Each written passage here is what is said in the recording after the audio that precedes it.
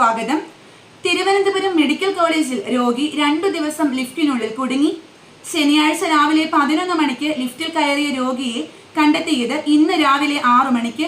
തിരുമല സ്വദേശി രവീന്ദ്രൻ നായരാണ് ലിഫ്റ്റിൽ കുടുങ്ങിയത്. രവീന്ദ്രൻ നായരെ കാണാനില്ലെന്ന് കാട്ടി കുടുംബം മെഡിക്കൽ കോളേജ് പോലീസിൽ പരാതി നൽകിയിരുന്നു. മെഡിക്കൽ കോളേജിലെ ഓർത്തോ വിഭാഗത്തിന് സമീപമുള്ള ലിഫ്റ്റിലാണ് രവീന്ദ്രൻ കുടുങ്ങിയത്. ഇന്ന് രാവിലെ ലിഫ്റ്റ് ഓപ്പറേറ്റർ എത്തി തുറന്നപ്പോൾ ഇദ്ദേഹത്തെ കണ്ടെത്തുകയായിരുന്നു. ലിഫ്റ്റിന് തകരാറുണ്ടെന്ന് മുന്നറിയിപ്പ് എഴുതി വെച്ചിരുന്നില്ലെന്നാണ് കുടുംബത്തിന്റെ ആരോപണം. എന്നാൽ സ്ഥിരമായി ഉപയോഗിക്കുന്ന ലിഫ്റ്റ് അല്ലെന്ന വിഷയത്തിൽ മെഡിക്കൽ കോളേജ് സൂപ്രണ്ട് പ്രതികരിച്ചു. വിഷയം അന്വേഷിക്കാമെന്നായിരുന്നു സൂപ്രണ്ടിന്റെ മറുപടി. ലിഫ്റ്റിൽ കയറിയ ഉടൻ മുകളിലേക്ക് പോയ ശേഷം സ്റ്റക്കായി എന്നാണ് രവീന്ദ്രൻ പറയുന്നത്. ലിഫ്റ്റിനുണ്ടായിരുന്ന നമ്പറിലേക്ക് വിളിച്ചിട്ടും ആരും എടുത്തില്ലെന്നും അലാറം കൂടെ അടിച്ചിട്ടും ആരും തിരിഞ്ഞു നോക്കിയില്ലെന്നും ഇദ്ദേഹം കൂട്ടിച്ചേർക്കുന്നു. ശനിയാഴ്ച ഓർത്തോ വിഭാഗത്തിലെ ചികിത്സയ്ക്കാണ് രവീന്ദ്രൻ മെഡിക്കൽ കോളേജിലെത്തിയത്. ആ സമയത്ത് പ്രവർത്തനത്തിലുണ്ടായിരുന്ന ലിഫ്റ്റിൽ കയറിയ ഉടൻ ലിഫ്റ്റ് മുകളിലേക്ക് പോയി താഴേക്ക് വരികയും പിന്നീട് പ്രവർത്തനരഹിതമാവുകയും ചെയ്തു.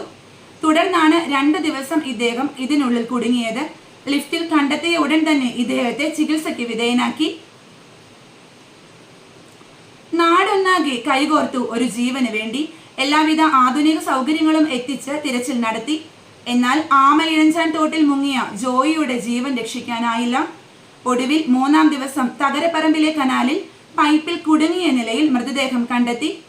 തിരുവനന്തപുരം മെഡിക്കൽ കോളേജിൽ എത്തിച്ച് തുടർ നടപടികൾക്ക് ശേഷം മൃതദേഹം ജോയിയുടേതാണെന്ന് സ്ഥിരീകരിച്ചു. 3 ദിവസത്തെ പഴക്കമുള്ളതിനാൽ അഴുകിയ നിലയിലായിരുന്നു മൃതദേഹം. ഓണത്തിന് ഇനിയും 2 മാസം ബാക്കി നിൽക്കെ രാജ്യത്തിന്റെ പ്രധാന നഗരങ്ങളിൽ നിന്ന് കേരളത്തിലേക്കുള്ള ട്രെയിനുകളിലെ സ്ലീപ്പർ ക്ലാസ് ടിക്കറ്റുകൾ തീർന്നു. ചെന്നൈ, ബാംഗ്ലൂർ, മുംബൈ, ഡൽഹി എന്നിവിടങ്ങളിൽ നിന്ന് സെപ്റ്റംബർ 13-ന് പുറപ്പെടുന്ന ട്രെയിനുകളിൽ വെയിറ്റിംഗ് നമ്പർ 100 കടന്നു. ഇതേ നഗരങ്ങളിലേക്ക് കേരളത്തിലെ വിവിധ സ്റ്റേഷനുകളിൽ നിന്ന് സെപ്റ്റംബർ 16-നും സ്ലീപ്പർ ക്ലാസ് ടിക്കറ്റ് കിട്ടാനില്ല. മലയാളികൾ ഏറെയുള്ള മുംബൈ, ഡൽഹി, കൊൽക്കത്ത എന്നിവിടങ്ങളിൽ നിന്ന് കഴിഞ്ഞ ഓണത്തിനും പ്രത്യേക ട്രെയിനുകൾ ഉണ്ടായിരുന്നില്ല. ഇതേ തുടർന്ന് നാട്ടിലെത്താൻ ഏറെ പണിപ്പെടേണ്ടി വന്നു. ചെന്നൈ, ബംഗളൂരു എന്നിവിടങ്ങളിലേക്ക് മാത്രമാണ് ട്രെയിനുകൾ അനുവദിച്ചത്. നക്ഷത്ര ആമകളുമായി മലേഷ്യയിലേക്ക് കടക്കാൻ ശ്രമിച്ചയാളെ ചെന്നൈ രാജ്യാന്തര വിമാനത്താവളത്തിൽ പിടികൂടി. എയർപോർട്ട് കസ്റ്റംസ് ഉദ്യോഗസ്ഥർ നടത്തിയ പരിശോധനയിലാണ് ബാഗിൽ നിന്ന് നക്ഷത്ര ആമകളെ കണ്ടെത്തിയത്. ക്വാലാലംപൂരിലേക്കുള്ള വിമാനത്തിൽ കയറാനെത്തിയ യാത്രക്കാരന്റെ ബാഗിൽ 2 കാർഡ്ബോർഡ് പെട്ടികളിലായിട്ടായിരുന്നു നക്ഷത്ര ആമകളെ സൂക്ഷിച്ചിരുന്നത്.